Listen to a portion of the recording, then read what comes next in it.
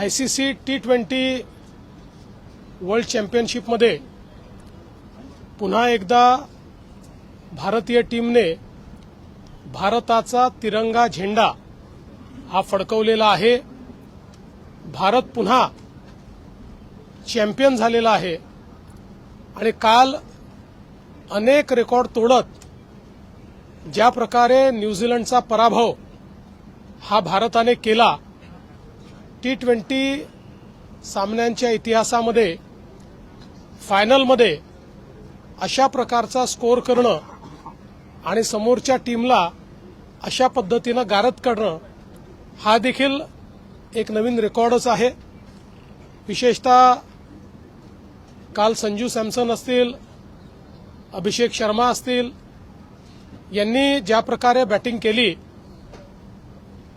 त्यामुळे एक अतिशय सॉलिड फाउंडेशन हे भारताला मिळालं आणि बॉलिंगमध्येही जसप्रीत बुमराह यांनी ज्या प्रकारे पूर्ण सिरीजमध्ये अतिशय इकॉनॉमीनी बॉलिंग केली आणि कालही त्यांनी ज्या प्रकारे न्यूझीलंडच्या टीमला गारद केलं ते विलक्षण अशा पद्धतीचं त्यांचं कार्य, त्यांची बॉलिंग आपल्याला पाहायला मिळाली।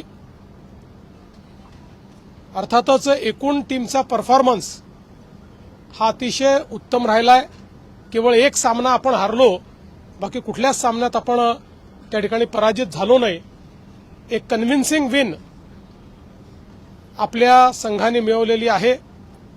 त्यामुळे सूर्यकुमार यादव आणि संपूर्ण टीम या सर्वांचं मी अतिशय मनापासून अभिनंदन करतो आणि आपल्या मुंबईचे खेळाडू देखील या टीममध्ये उत्तम त्यांनी खेळ केला असल्यामुळे त्यांचंही, शिवम असेल, सूर्या असतील, अशा सगळ्यांचं मी अतिशय मनापासून अभिनंदन करतो।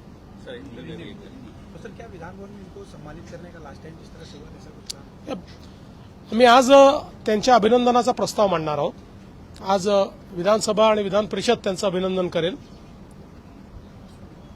हम सभी को बहुत हर्ष है कि टीम इंडिया ने ICC T20 वर्ल्ड कप में जिस प्रकार से न्यूजीलैंड को पराजित करते हुए फिर एक बार चैंपियन के रूप में भारत का तिरंगा लहराया। मैं भारतीय टीम को बहुत बहुत बधाई देता हूं। हमारे कैप्टन सूर्यकुमार यादव और उनकी पूरी टीम जिन्होंने बहुत अच्छा प्रदर्शन किया। विशेष रूप से संजू सैमसन ने पिछले तीनों मैचों में जीत के लिए जो कंट्रीब्यूशन दिया, कल की मैच में अभिषेक शर्मा हो, जसप्रीत बुमराह हो, इन्होंने जिस प्रकार से बैटिंग और बॉलिंग की है, ये मैं ऐसा मानता हूं कि बहुत बड़ी ताकत भारत ने अपनी दिखाई है। और विशेष रूप से भारत अब पहली टीम बना है कि जिसने तीसरी बार ये ICC चैंपियनशिप जीती है। अलग अलग प्रकार के रिकॉर्ड भारत ने तैयार किए हैं, इसलिए भारतीय टीम को मैं बहुत दिल से बधाई देना चाहता हूं। आज विधानसभा और विधान परिषद में उनको बधाई देने वाला प्रस्ताव हम लोग रखेंगे।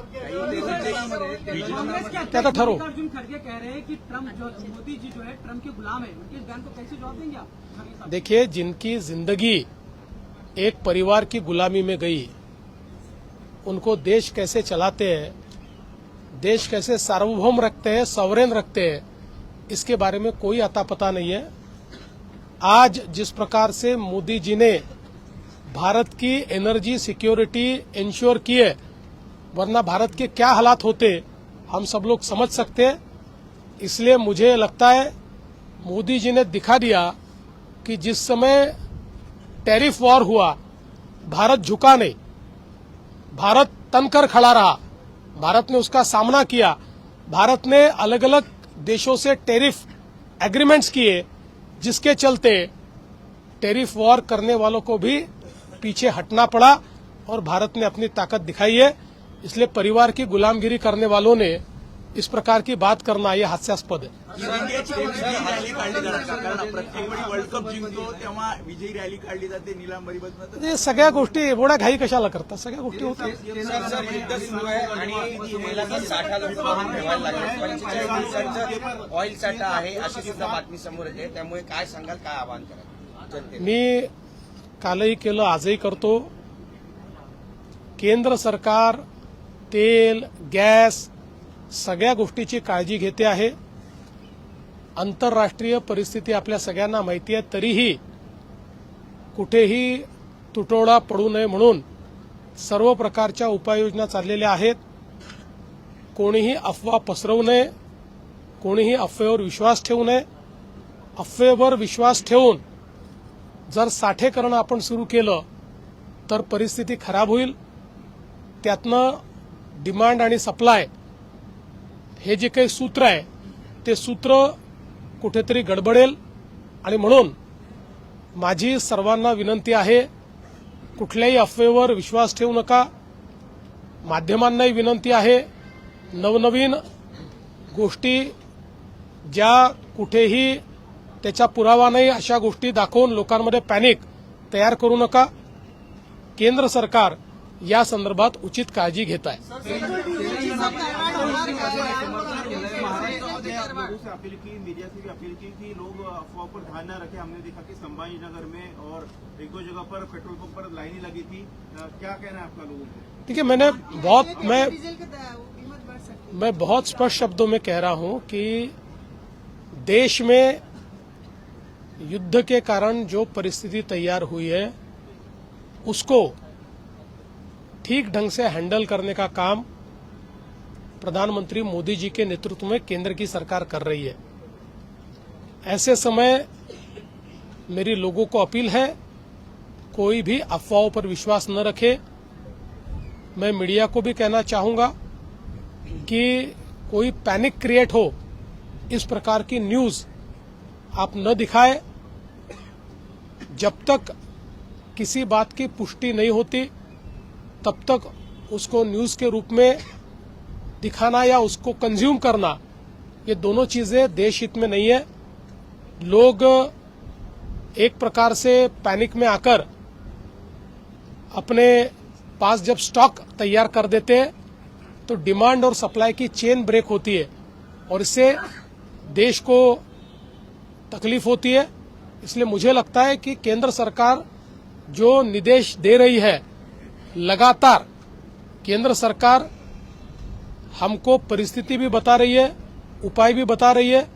और प्रधानमंत्री जी ने जिस प्रकार से एनर्जी सिक्योरिटी तैयार की है, मुझे लगता है कि इस कठिन अंतर्राष्ट्रीय परिस्थिति में हमारी सरकार पर विश्वास रखते हुए हम लोगों ने उसके निर्देशों का पालन करना चाहिए. आपने किसान कर्जमाफी की है, लेकिन विपक्ष विरोध प्रदर्शन कर रहा है.